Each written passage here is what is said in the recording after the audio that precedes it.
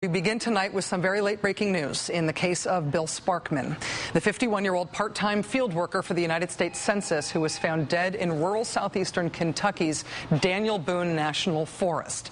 Mr. Sparkman's death made national news this week after an anonymous law enforcement source told the Associated Press that he had been found hanged and that the word Fed, presumably as in federal government, was scrawled on his chest when his body was found. Well, tonight we have brand new details which do not at all dampen the worry that Bill Sparkman's death was what we first worried it appeared to be, violence against a federal employee because he was a federal employee. This afternoon, the Clay County coroner confirmed to us what had previously just been the assertion of an unnamed law enforcement source, the fact that the word Fed was indeed written on Mr. Sparkman's chest. Local media reports are saying that it was written on his chest in felt-tip pen. Now, as we gathered that news, Kentucky State Police told us that they have still not yet determined if Mr. Sparkman's death was a homicide, a suicide, or an accident. They did confirm yesterday, of course, that the cause of death for Mr. Sparkman was asphyxia. And then tonight, these new disturbing details have emerged. The Associated Press now reporting that one of the witnesses who discovered the crime came upon the crime scene unexpectedly. Is a man identified as Jerry Weaver. He was visiting the area, although he's not from there. He's an Ohio native. This witness says that Mr. Sparkman's body was naked. His hands and feet were bound with duct tape. In addition, two people who have been briefed on the investigation but who spoke on the condition of anonymity told the Associated Press that a census employee identification badge, the kind that all census employees are instructed to wear when they go door to door, that badge was taped to Mr. Sparkman's head and shoulder area when his body was found. Now, on the record, law enforcement authorities remain cryptic. This reporting, however, paints a most troubling picture. None of the details of Bill Sparkman's death that we have learned since we first found out about this point away from the possibility that he was killed for his affiliation with the United States government. We are joined now on the phone by Associated Press Lexington, Kentucky correspondent Jeffrey McMurray, who has been covering this story. The big breaking wire service story, AP story on this today, is co-bylined by Mr. McMurray and by Roger Alford. Mr. McMurray, thanks very much for joining us. You're welcome. Good to talk with you, Rachel. This witness, Jerry Weaver of Fairfield, Ohio, had it previously been known that he was among the people who came across the body? It hadn't been known. It was something particularly my colleague Roger Alford had been working on trying to track down for some time in the last 24 hours. What we did know was that the body was found somewhere near a family cemetery, most of the tombstones with the name Hoskins on the tombstones. His name is, of course, Weaver, but we understand he has some relations to some of the people buried there, and that there was some activity at the cemetery on Saturday morning when the body was found. The amazing thing that I see, having been to the scene myself and realize how remote the area is that Mr. Sparkman didn't go missing until Wednesday or Thursday in a very remote area of the Daniel Boone National Forest. Yet he was found 2 days later. It so happened that this family gathering or some members of the family stumbled across a pretty disturbing crime scene. In terms of the circumstances of the body when it was found, and this is why we're leading with this story, frankly, right now, and this is why this is so disturbing, you quote Mr. Weaver as describing in pretty minute detail the condition in which he found the body, and the way that Mr. Weaver was, the way that Mr. Sparkman was bound. Can you describe that?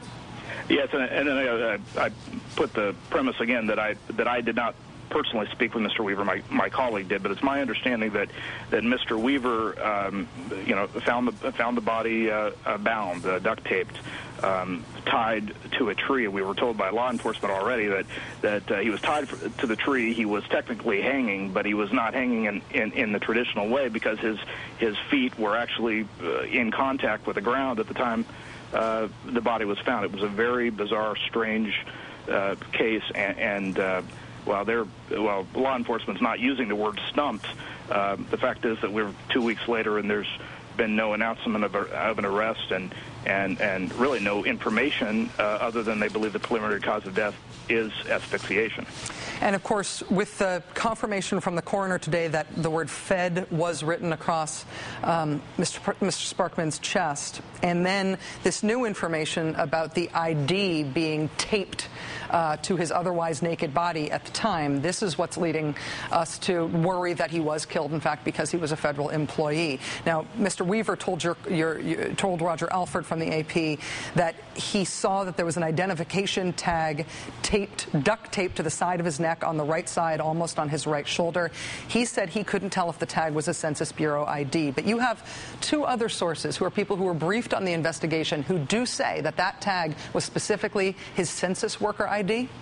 I can, without getting into too much detail, I can tell you that much of the information that Mr. Weaver provided us, we were able to corroborate with law enforcement sources who spoke on the condition of anonymity with various sources on that, and you know that is, and the fact that Mr. Weaver was not someone who sought us out. We found him is the reason that we were able to run with the story and report the new developments that we've reported tonight.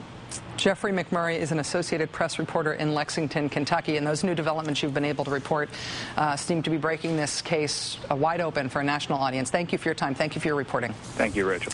Joining us now is NBC News correspondent Ron Mott. He has also been covering this story. He joins us now on the phone. Thanks for being here, Ron. I appreciate it. You bet, Rachel. Good evening.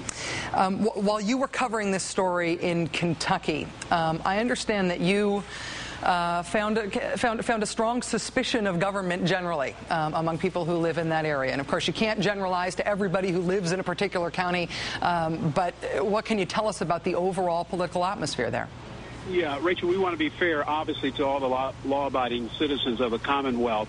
But one of the things that I think will begin to come into clearer focus here over the next couple of days, perhaps weeks, as this investigation goes forward, is that part of the Commonwealth of Kentucky, Clay County, where this body was found.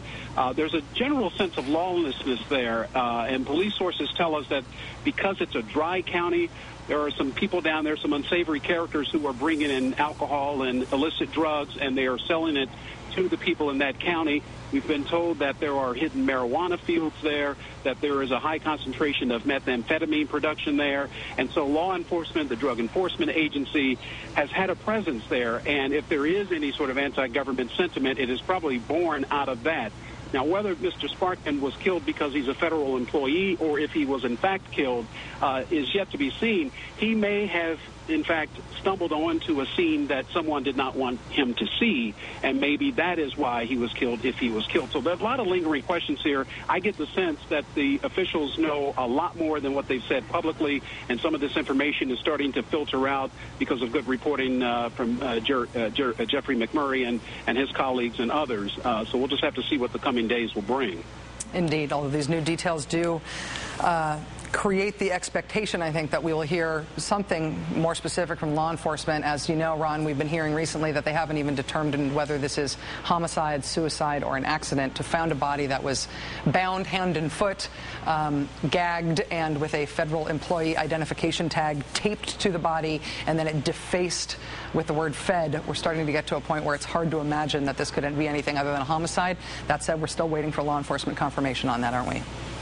Absolutely, yeah. And it may be some time before that confirmation comes. I think it also should be noted that today the census director, out of an abundance of caution for that particular area, and because this case is starting to generate a lot of interest, has pulled back and has temporarily suspended door-to-door canvassing. And whether that is going to spread around the country, we'll just have to see. But clearly there are people in this country who have some disdain for government of any kind, and particularly the federal government. And so it's going to be interesting to see how this all proceeds going forward. It's a very sad story on the base level that a family has lost a member, and a lot of people in the community in Laurel County, where he was a part-time school teacher, they really miss him, and they are saddened that his life ended this way. And here's a man who's a cancer survivor who went back to college at the age of 47 to earn a degree, got his degree, and gave the commencement speech and tried to encourage all of his fellow teachers. This was a big teaching institution out west. all he wanted to do was to be a full-time teacher, and because that job and that opportunity had not yet presented itself, he was trying to earn a little extra money by taking the census for the U.S. government, and apparently has lost his life as a result of doing so. Ron Mott, NBC News correspondent, thank you very much for your reporting, Ron. Thanks for joining us tonight on Short Notice. Bet. Appreciate it. You bet.